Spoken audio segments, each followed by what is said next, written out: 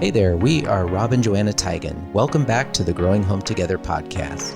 We've been married for over 30 years and we've parented our 5 kids through all the ages and stages. We're excited to share our passion for caring for the soul of your family with you. Thanks for joining us. We hope you enjoy this episode. Thank you so much for joining us for the Growing Home Together podcast today. You know, when Rob and I were married over 30 years ago, we learned right away that growing a strong relationship would be a never-ending process. In our years together, we keep working to blend our personalities, our habits, and the good and the bad in our backgrounds so that we can love each other well and accomplish the oneness that God designed for marriage. Right, and we know that for couples who marry after divorce or loss of a spouse, they face even more layers of grief and complexity to grow a strong relationship. And that's why we are so glad to welcome our guest, Sabrina McDonald, here today to just help us with understand the challenges of building a blended family. Right. Well, Sabrina is a writer and a speaker with expertise in marriage and family counseling. And she's been a contributor to national ministries like Focus on the Family and FamilyLife. And she's the author of a wonderful new book called A Home Built from Love and Loss, Coming Together as a Blended Family. Thank you so much for joining us on the podcast, Sabrina. Oh, thank you so much for having me. Yeah, Sabrina, we would love to hear a little bit about your story and what brought you and your husband, Robbie, together. Yeah, well, I was a single mom with 2 preschool children, and I knew very few other single people. I actually had some friends try to set me up with people and had gone to church looking, but I really was hoping to find someone who'd also been widowed like me, because you just kind of have that same sense of understanding. And I thought, where can I meet a group of people like that? Well, the only place I knew of was online. So I went to Match.com and started looking around to see who was there. And I actually met Robbie the first time, and I decided it was too soon for him, and I did not want to be with someone that soon. He had only been widowed for just a few months, and got off for a while, and then jumped back on later on, and there he was. And I thought, well, it's been a year since the last time I saw him, so let's find out where he's at and what's going on here. So there we are, happily ever after. Okay, and how would you say you both knew that you were the one? Well, it's an interesting story, actually. When I met Robbie, I knew he was not done grieving yet, and that he was probably using dating to move through those feelings. And I really went back and forth for a long time trying to decide whether or not we should be together, because his children were so much older than mine. His oldest and my youngest were 20 years apart. And wow. So he's 10 years older than I am. And I thought, I don't know if our circumstances are very well, but I knew his heart was good. And one day I was praying about it, and I looked up and saw on my wall a Bible verse that says, man looks on the outward appearance, but the Lord looks at the heart. And I thought, if there's one thing I know about this guy, is that his heart is good.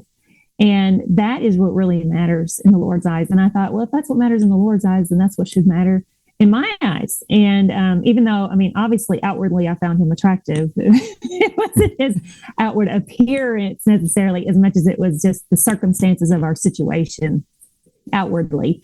And I thought, well, I really need to be making my judgments about him based on who he is as a person and who he was. I had no arguments with. I mean, he was loyal to his wife. All of those years they were married. He took care of her while she was sick. And then he was a wonderful father to his children. And I thought, that's the kind of man I want in my life. And that's how I knew that God had brought me the man I should be with.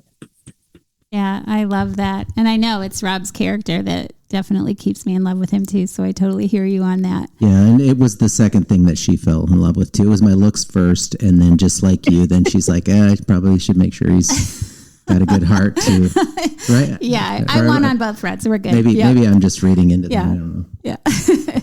Well, hey, so you found this love in your life, and I know years have passed. So where in this story did you become passionate to encourage other couples in becoming blended families? Well, I had already been in marriage and family ministry for many, many years. And when we came into a blended family, you begin to realize that all of the training that you had before, I really thought that, having a good, happy marriage, which I did the first time, would prepare me for a second marriage. And it does in a sense. I mean, the basic principles are the same. But I've often told people that it was like moving to Spain and learning all about the Spanish culture and learning the language and the food and getting to know the people, and then having to move to Germany. And nothing that you learned in Spain prepares you for living in Germany. The food is different. The people are different. The cultures are different. The language is different. And that's when I began to realize this is not the same. It's just not the same. There's no way to compare a first-time marriage with a second-time marriage, even though both of the marriages are good marriages. And I'm married to wonderful, godly men in both marriages.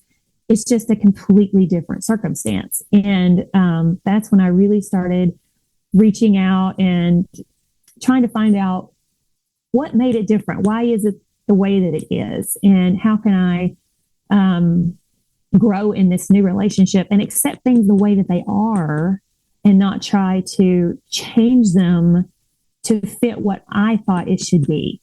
And that's when I really realized that there was a whole new area in my life here that needed help. And anytime I find help, I want to share that help with other people. Once I learn a lesson, I think maybe other people need to learn this lesson as well. It's really good. Yeah, that's good. I have spent my career in Christian publishing, and so I love a good title. And your book title, A Home Built from Love and Loss, really sparked my curiosity, because we don't often think of loss or look at loss when we're talking about building, having a building block as a family. So how can you share what led you to come up with that title for that book? Yeah. We built a home together. And so my husband and I, when we got married, I was living in the bigger house. So we just moved all the kids to where I was. And also we were living in two different towns, about 35, 40 minutes away from each other. And I wanted the kids to go to private Christian school. So we just moved everybody to where I was living. But of course, when they moved to my quote unquote house, then they felt like they were living in someone else's house. It wasn't really home for them because all their furniture wasn't there and their personal things. I mean, their dishes and, it's just, there's so many things when you have two families that come together and you don't need all of it. So most of their things went into storage. And we knew pretty much right away we were going to have a home that was our home where we could really combine everything. And so we built a house and we called the house Havilah. And Havilah is named after one of the lands in Eden. So Eden was divided into 4 sections, and one of those was called Havilah, and it was a land that was said to have lots of gold and treasures and things. But the name Havilah itself, it means to bring forth, and it also means writhing in pain. And those two things kind of sound strange when they go together. But if you think of like childbirth, that's something beautiful that comes from pain. It's a treasure. It's a wonderful blessing, but it doesn't come without the painfulness.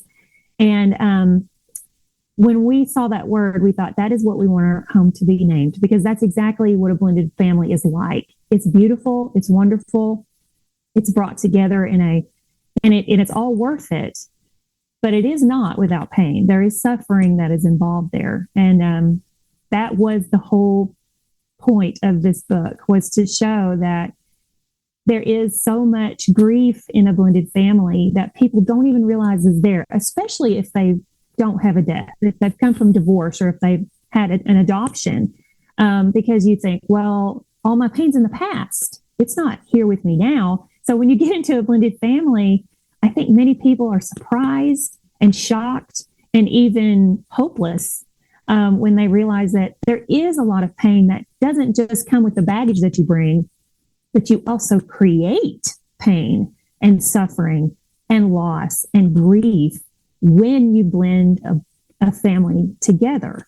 So that's what people don't really realize. And that's why we called it A Home Built from Love and Loss, because our home it was built together on love. Obviously, we love each other, but the loss comes with you. I mean, it begins to define who you are as a person and as a family. And that's something not to shy away from, but to embrace. Yeah, I think that's great. And it sounds like, I mean, you had mentioned that when you came into the marriage, like you didn't know what you didn't know, right?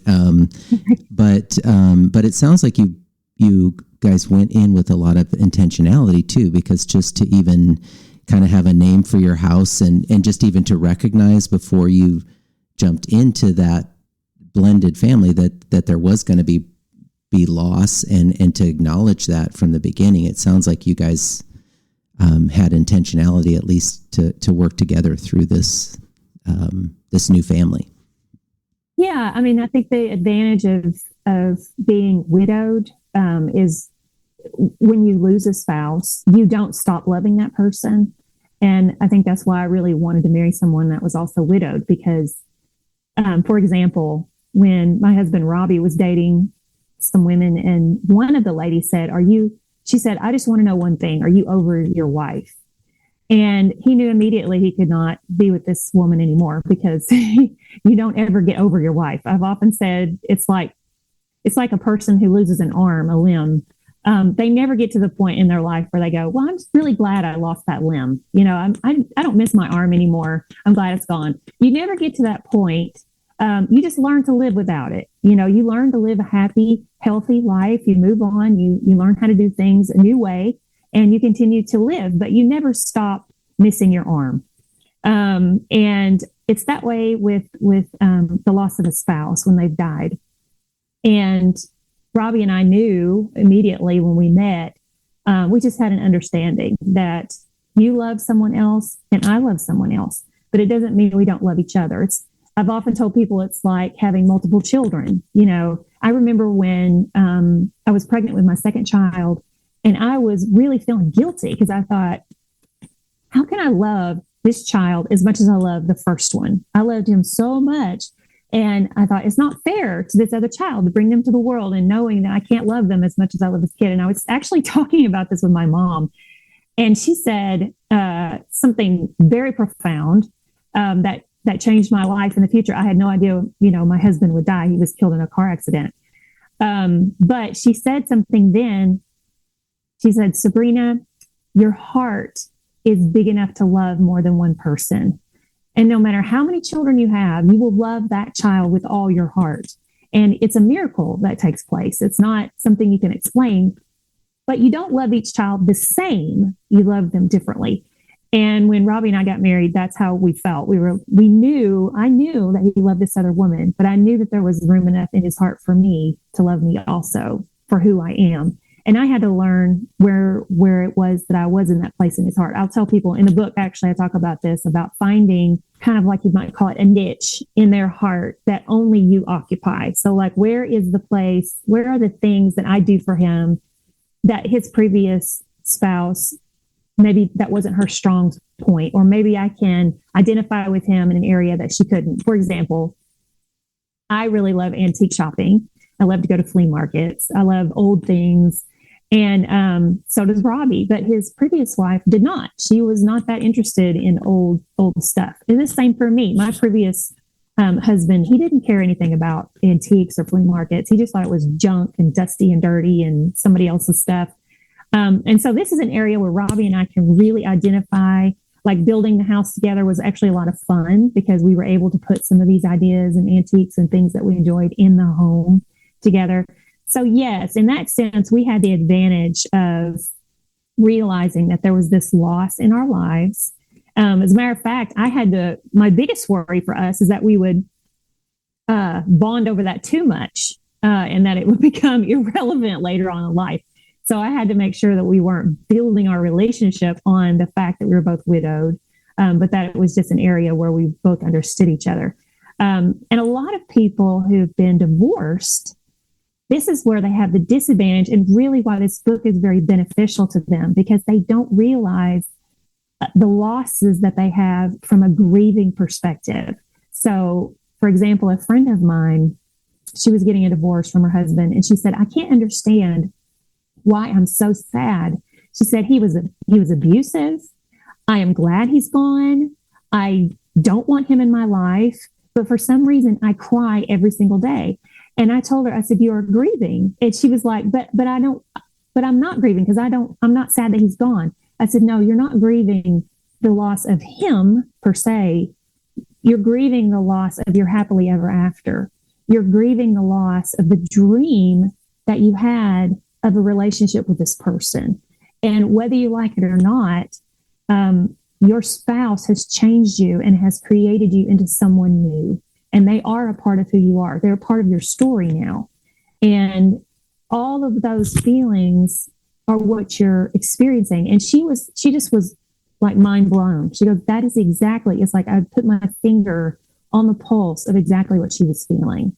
And a lot of people don't realize that. They don't realize these losses that they're feeling, even though the circumstances were hard and they were bad, even in some cases. But they're still grieving that loss. Yeah.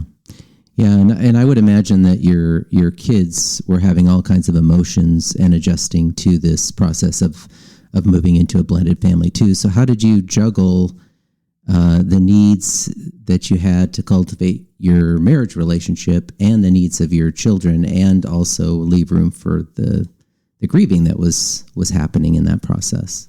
Yeah, I really think that is the hardest thing to do in a blended family, because it is so important for the biological children to continue to be an important part of their biological parents' life. And looking back, I think that's what I did the worst. I think Robbie and I both did that the worst. We just, I think as a parent, you take it for granted that your children will have that relationship with you and they'll know that you love them. I mean, we as parents, we know how much we love our children. It's like just ingrained in who you are. And we think that the kids know that, but they don't. They need to know that. They need to be reassured over and over and over that they are still an important part of your life, because the tendency is to let the children go do their own thing while you are having this honeymoon time with this person that you love, and you're excited and you're happy and it's romantic and there's lots of, wonderful feelings. And so the tendency is to think, well, the kids are fine because obviously I love my kids. Obviously I have a relationship with them. Well, the kids don't see it that way. They're seeing it like my mom or my dad have given me up for this other person. And then you're trying to reach into your stepchild's life and spend time with them and get to know them. And your biological child is thinking, they don't love me anymore. They're more interested in these other people than they are in me. And as far as how do you do that, I think ideally what you would do is, be very intentional about it. Write it down on a calendar, spend regular time with your own children, and make time with your spouse. And that's hard because we all have our free time that we want to do things, and we want to spend time on our hobbies or go out and, do things with friends and things like that. And there's only 7 days in a week, and you have church one day, and then you have school activities another day, and then you have, things you have to do for work. But if you can intentionally put it on the calendar, spend time with your own biological children and with your spouse, really, you don't have to worry about your stepkids as much, because that has to be a much more organic thing. You can't make that happen. And that can happen a lot more organically and easier if you actually worry more about your relationship with your own children and with your spouse. And then those things can come together. Now, a big mistake that people make a lot on relationships is that they think that they have to really focus on their stepkids, and they feel like they will kind of heal this division if they can make that relationship with their stepchildren. When reality is, if you try to do too much with your stepkids, they begin to push away. And you have to really let them decide how much they want to be involved in the relationship. And that is really, really hard, especially for stepmoms. because they want nothing more than to have that relationship with those children, because they just have that maternal instinct. You kind of have that mom feeling when you're in a house with kids, and you start to go, well, I should have a relationship with them, and it should be caring, and it should be loving. But you have to let them decide how much they didn't marry you. You know, their parent married you. Yeah. They don't have to make that choice. And the hardest thing in the world is to let them not have a relationship with you. That is so hard. And I've talked to so many stepmoms, especially, who've said, I have done everything. I have loved them. I was there for, even stepmoms who said, I married their dad when the kids were little and we had a great relationship. And then they became teenagers and they walked out on me. Like they don't want a relationship at all. And I say, you have to let them go. You're not their mom. You have to let them go. And we pray that the Lord brings them back. But you can't have it your way. It has to be on their terms. Yeah, that's good. I'm thinking of a friend, coworker of mine, similar situation to you. They he and his wife both lost their first spouses in car accidents, and they blended their kids and their family. And a lot of things that you're saying, you know, I've watched them try to work out, like leaving room to be able to talk about each other's spouses, and you know, share those memories, because that's important to the kids too. But then also they would take turns going on trips with their own kids. You know, they gave each other room for that. So, you know, on a weekend, the dad would take his kids somewhere and vice versa. And then that also gives an opportunity for you to connect with your kids and to, you know, share memories about dad or mom and things like that, and have those conversations. So that's great. That's so good. Yeah. I know that since you are part of the mental health world, what might be a clue for a family that maybe their children are struggling in their grieving process, or some of just the complexity of wrapping their mind around being part of a blended family? At what point might you know it's time to invite some outside support in? Well, I would say this is a really hard one, kind of controversial, but from the studying that I've done and the reading that I've done with kids in counseling, a lot of times if you take a kid to a counselor, the kid thinks it's their fault, their problem, and they start to wonder, what's wrong with me? When really a child that is grieving and that is hurting, most of the time, all they need is a listening ear. And this is another what I'm about to say is very, very important for blended families. And it's it's not natural for most people. But what I want them to hear me say is, leave room in your family for grieving. Leave room for sadness. We live in a world that tells us that sadness is bad and that only happiness and joy is good. And so if you'll notice, when a baby's crying, what's the first thing we say? Shh, shh, shh, don't cry, don't cry. Or if a kid is upset about something, we say, wipe your tears away. You know, don't be sad about it. We are always trying to tell people not to be sad.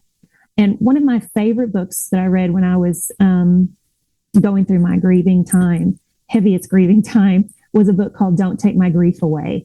And this woman had exactly the same thing. Everybody was trying to tell her, it's okay, you'll get married again, you'll find someone else again, it'll be fine, it'll be fine. And she just yelled at them, don't take my grief away from me, because it's important when you've lost someone, and even when kids are going through a situation where their parents are divorced and they're living in a new home with people they don't know. We try to take it's like on Survivor. You're trying to take all these people that don't know each other, you're putting them on an island, and you're saying, all right, everybody get along, you know, and everybody's stabbing each other in the back, and they don't trust each other, and they don't know who these people are.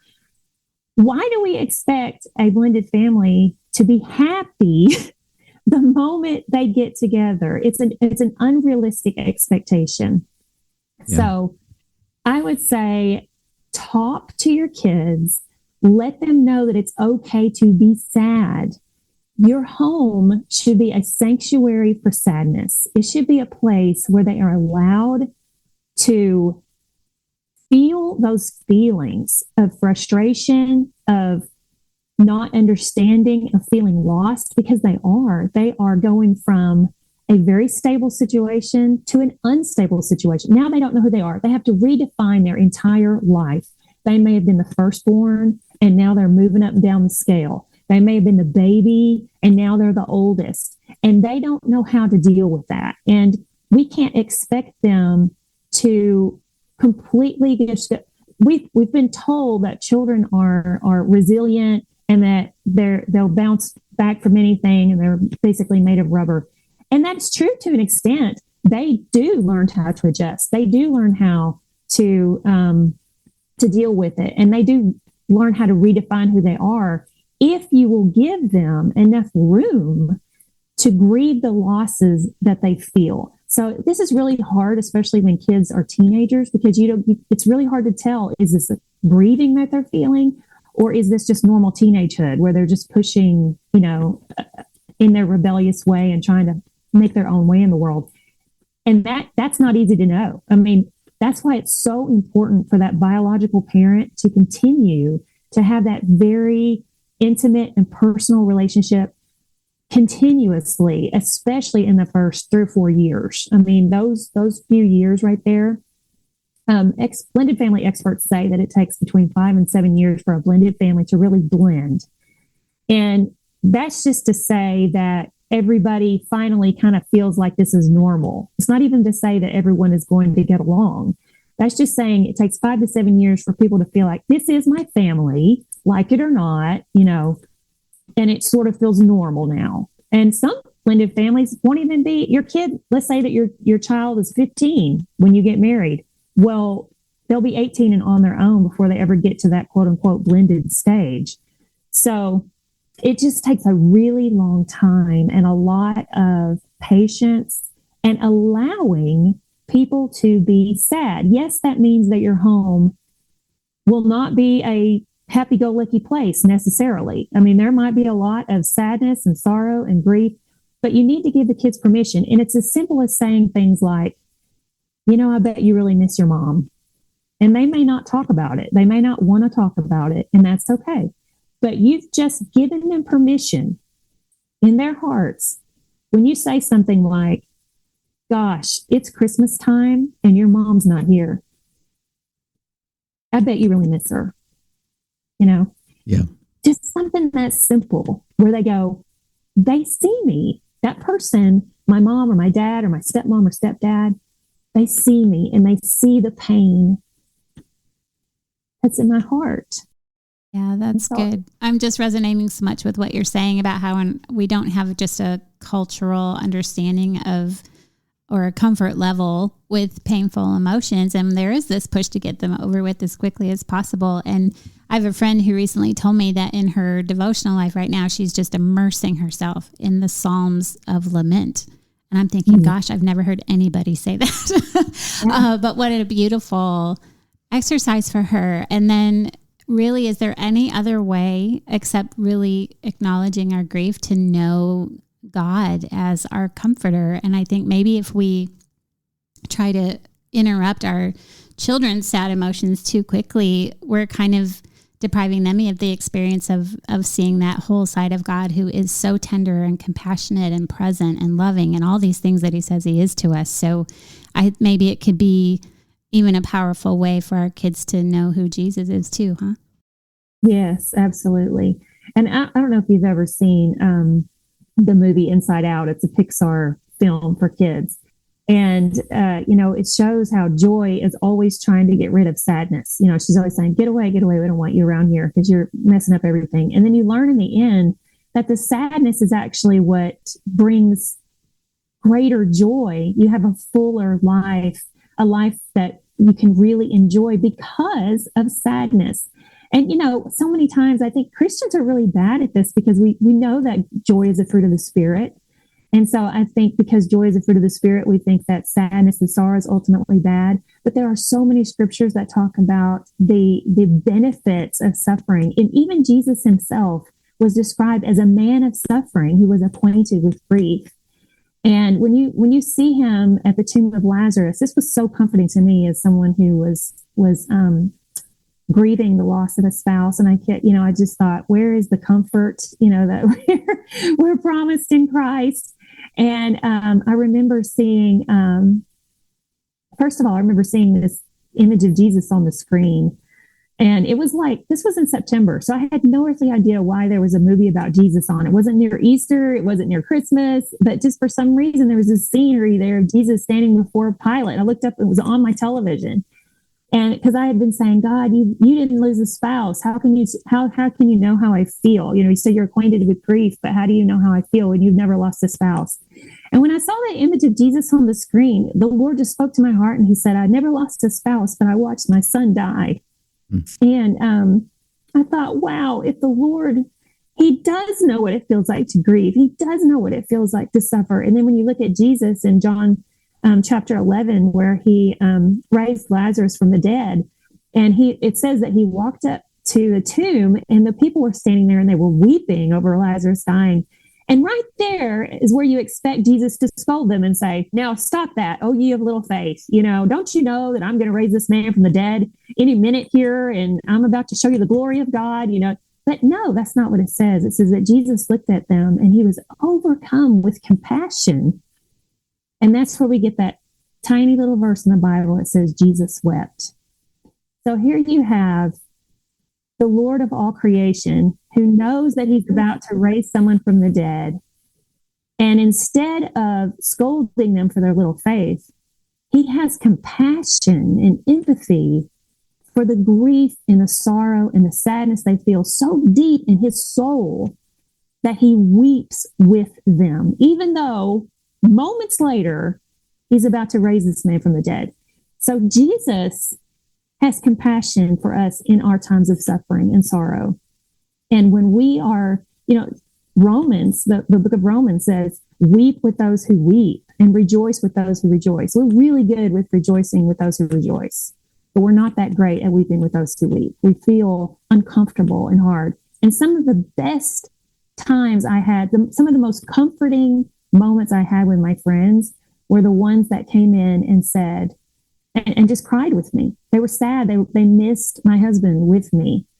So in a blended family, if we can do that for those kids, or even the spouse, that, it's really hard on some people. They get jealous, when they think you're missing your other spouse, or you're, that's your ex-wife and you still feel this way. We have to, as Christians, learn to weep with the ones that we love. We have to just be there for them. And there's just, there's the old saying, misery loves company. It's really true that there's nothing that's better than feeling like the person that you're with understands the depths of your sorrow. And there's just a lot of sorrow in a blended family. So it's imperative that we have to be the ones that walk through this with the people that's in our home. Help them walk through it. Help them feel those feelings that maybe themselves, they may not even want to feel it. A lot of times anger will manifest. Grief comes out in a lot of different ways that sometimes people don't recognize. Anger is one of them. Anxiety is one of them. Depression, obviously, is one of them. There's just a lot of frustration, bad grades, acting out. ADD can actually be manifestation of grief. There's just so many different ways that it can come out. And if you don't deal with it, it's like I tell people all the time, you can't go around it. You can't go above it. You can't go under it. You have to go through it.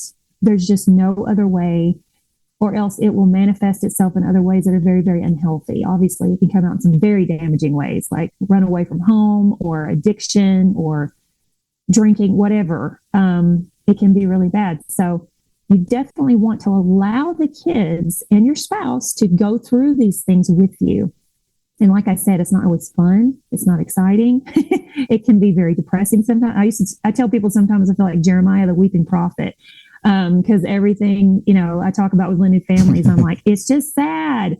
But if you can embrace it there's another thing I talk about too, and that is that you can be sad and happy at the same time. You don't have to choose between having a sad life or a happy life. It's both. So yes, it is sad. There are times where you're going to have to walk through this. And the more people you have in your blended family, the more complicated it is. So if you've got 6 kids, you've got 3 and you've got 3, that's just more, everybody's going to deal with grief their different ways. But there are these bright spots. There are these lights at the end of the tunnel that if you'll keep going toward that, eventually you get to the end of the tunnel.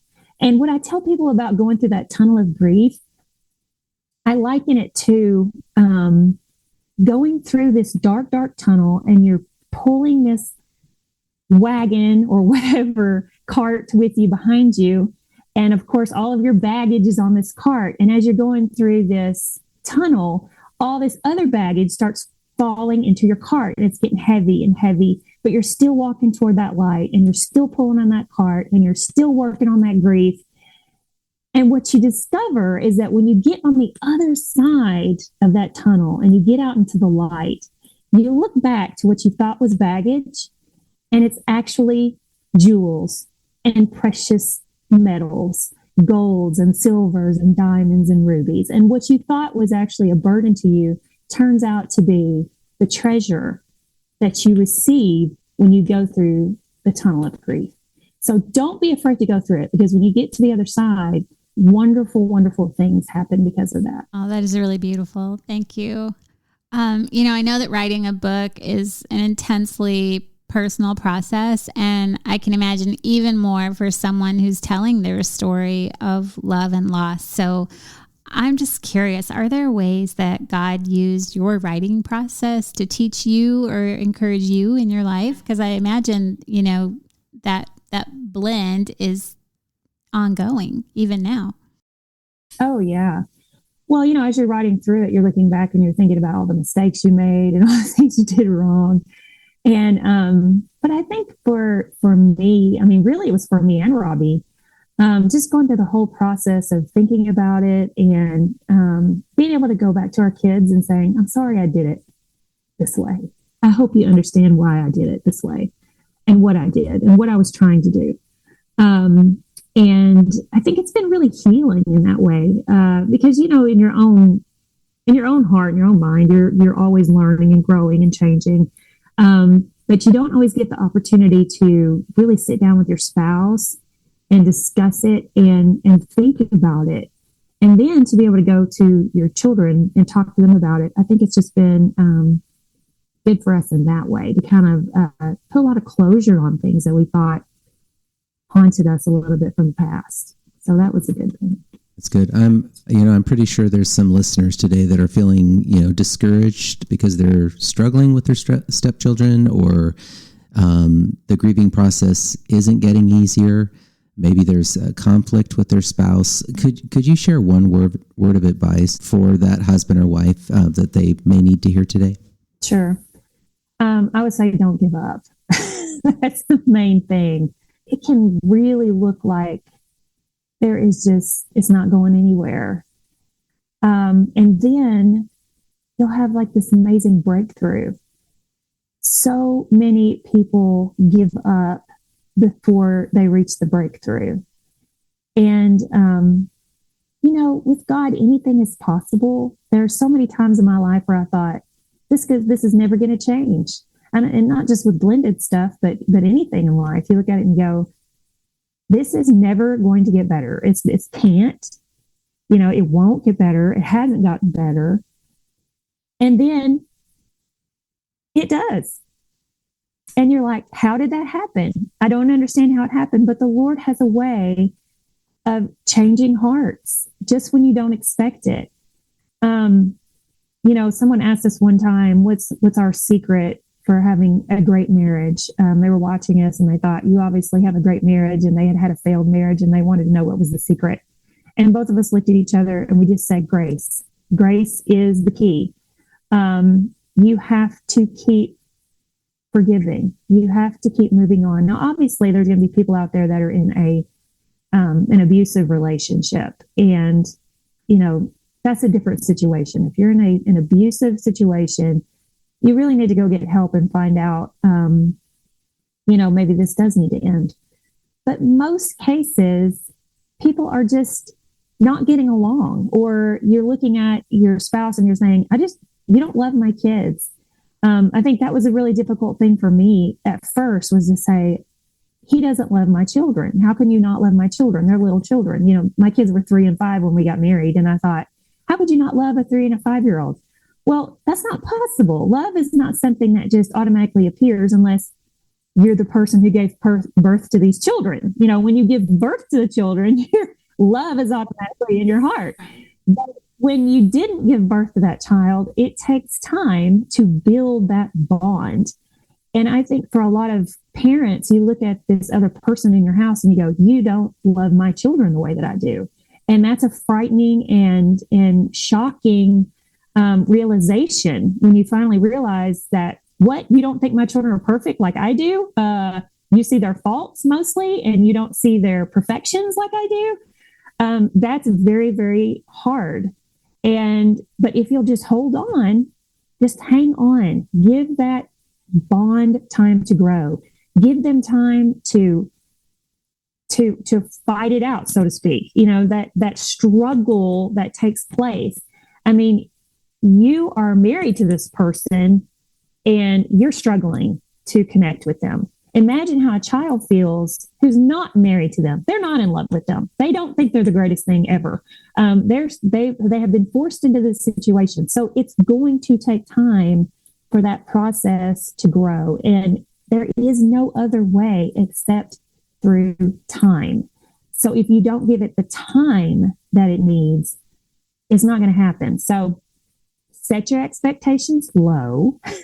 Know that it's going to take about 7 years for all of this to feel normal, to feel familiar to the people in your home.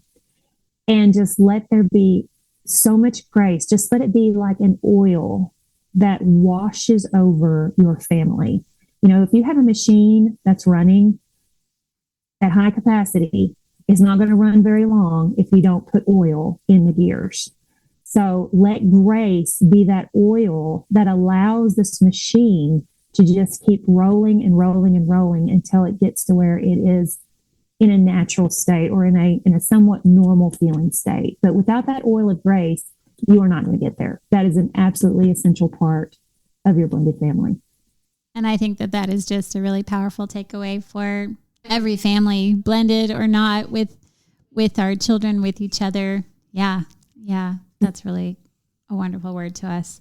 Rob and I have been involved since we were young in the church, and church has always been our home away from home. And we know that marriage stress and parenting stress drive people to their pastor's door more than anything else. And I know Rob and I, we really want to support our brothers and sisters in Christ when they're going through difficult things, whether it's grief or navigating, how are we going to blend our family? And how would you say, as believers, we can best encourage the couples around us in our church family?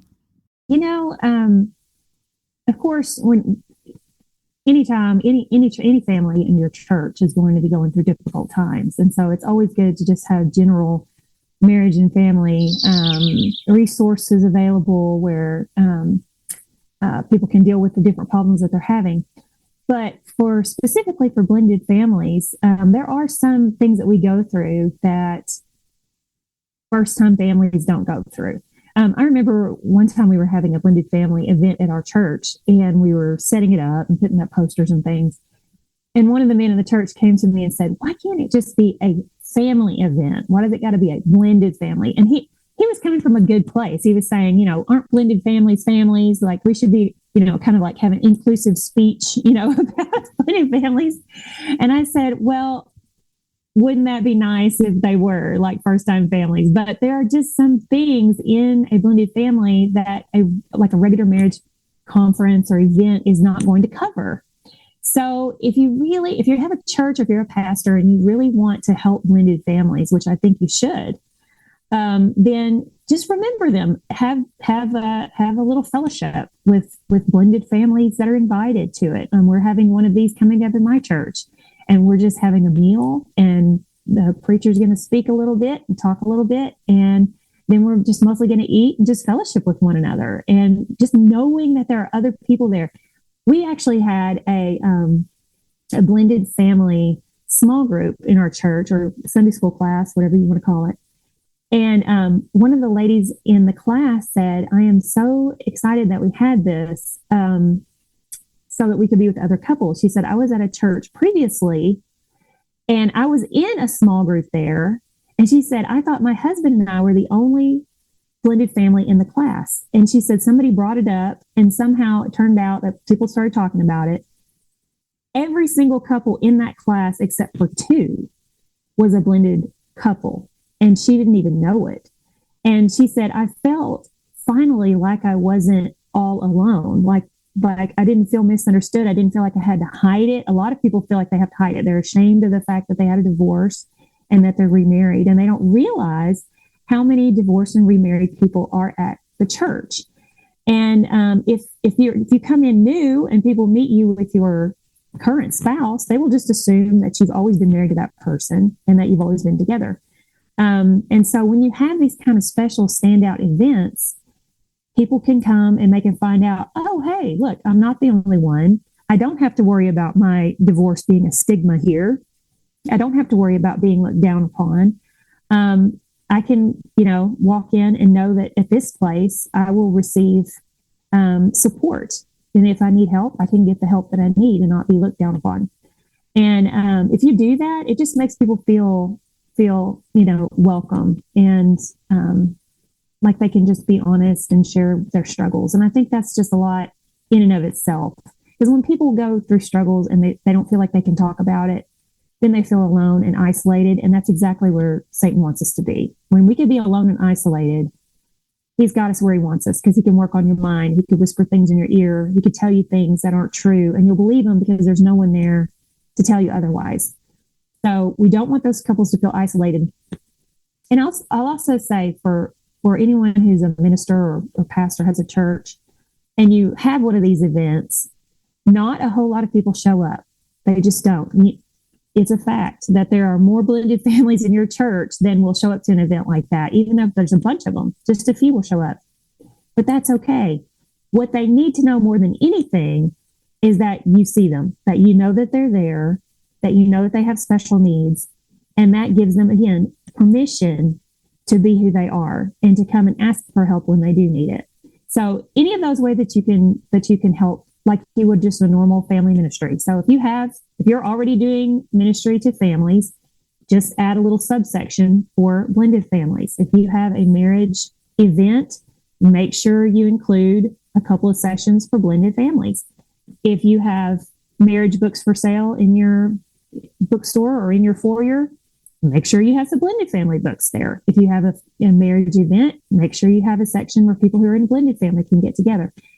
It's just the little things. It really is just small little openings that say, I see you, I know you're there, and we have resources for you. That's really all you have to do. Yeah, that's a good word. And I think with that, I would love, Sabrina, if you'd be willing to pray for the couples listening today. Just that they wouldn't give up, and that if they're maybe struggling in their marriage with their family, that God would give them that extra grace they need to keep greasing the wheels to keep moving on. So I'd love if you could pray for the listeners today. Yes, absolutely. Dear Heavenly Father, I know the struggles of the couples that are listening, of the pain, the fears, the guilt. I understand it deeply. But more than that, I know that you understand it, Lord. You understand what they're going through. You understand the pain in their hearts. And you have the answers. And I thank you, Lord, that you have such compassion and empathy for us, that you understand the sorrows that we go through. You understand our grief even better than we do. And Lord, you have a way through it all. You have given us your grace, and you have given us your love and your patience and your long suffering. You've given us mercy. And not only do you give them to us, but you put them in us so that we can give them to others.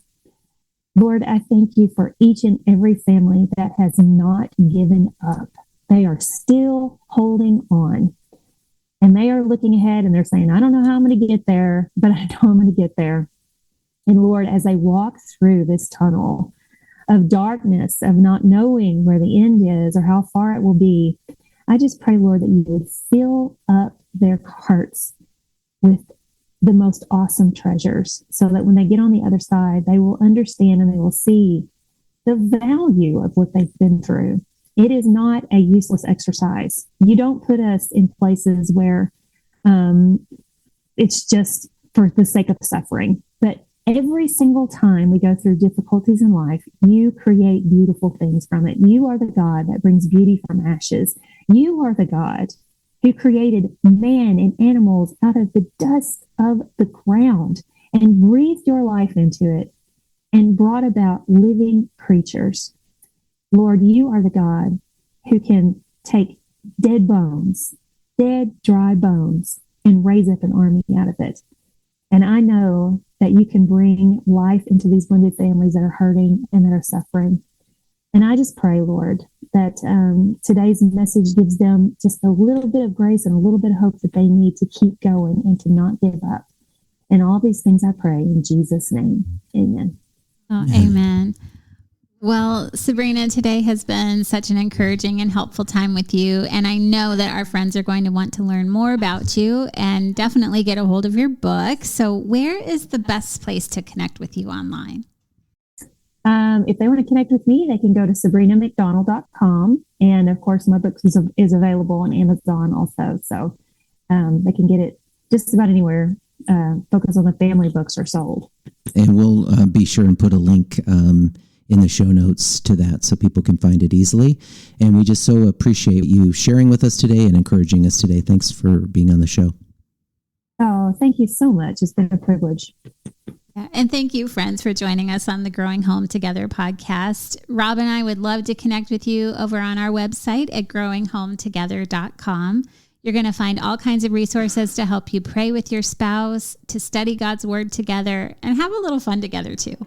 At Growing Home Together, we're caring for the soul of your family and growing home together with you. Bye. Thanks for tuning in to another episode of the Growing Home Together podcast. We hope you enjoyed it and found some valuable insights to help you care for the soul of your family. Remember to check out growinghometogether.com for more resources and stay tuned for our next episode coming your way soon.